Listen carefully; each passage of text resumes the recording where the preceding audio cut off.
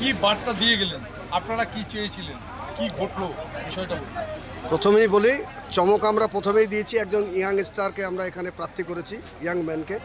তারপরে সেই ইয়াং ম্যানের জন্য আমাদের যারা সারা ভারতের যিনি আইকন, আমাদের ক্রিকেটার, ভারতবর্ষের অন্যতম ক্রিকেটার আজহারউদ্দিন সাহেব, তিনি বার্তা দিয়ে গেলেন। আমি যে কথাটা বললাম সেই কথায়, যে জুলফিকার ইয়াং ম্যান, তার কাজ করার মানসিকতা আছে, ক্ষমতা আছে, ইচ্ছে আছে, তাকে ভোট দিয়ে জয় করতে, তাহলে তিনি এলাকার কাজ করতে পারবেন, মানুষের জন্য কাজ করতে পারবেন।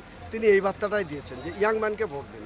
আপনাদের যিনি প্রার্থী আছেন আপাতত জুলফিকার, ভোটের কি বলবেন বিষয়টা? দেখুন, জনতা জনার্দন, এই জনতাই কিন্তু একদিন মান্নান হোসেনকে হেভিওয়েট বানিয়েছিলেন।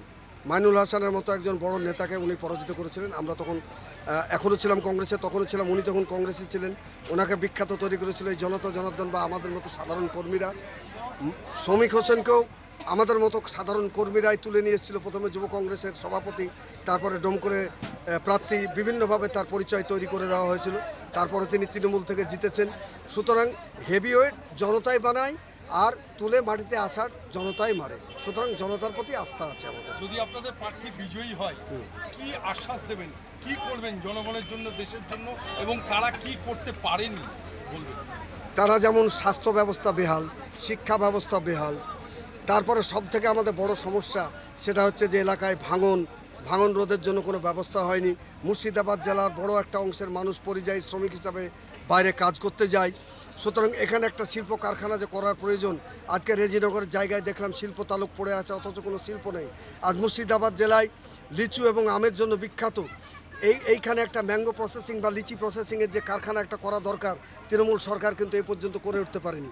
আমরা যদি গভর্নমেন্ট গড়ি, তাহলে আমাদের প্রথম কাজ হবে এখানে কিছু কারখানা তৈরি করে, যাতে মানুষ আর পরিযায়ী শ্রমিক না হয়।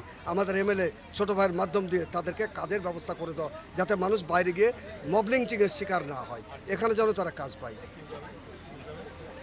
আপনার নাম পরিচয়? আমার নাম আবু হানিফ মিয়া, আমি সভাপতি, রায়নগর 1 নম্বর ব্লক কংগ্রেস কমিটি।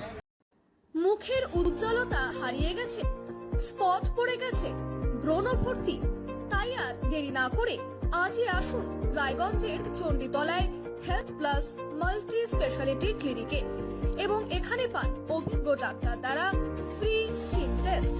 আরো বিস্তারিত জানতে যোগাযোগ করুন 9674895169 এই নম্বরে।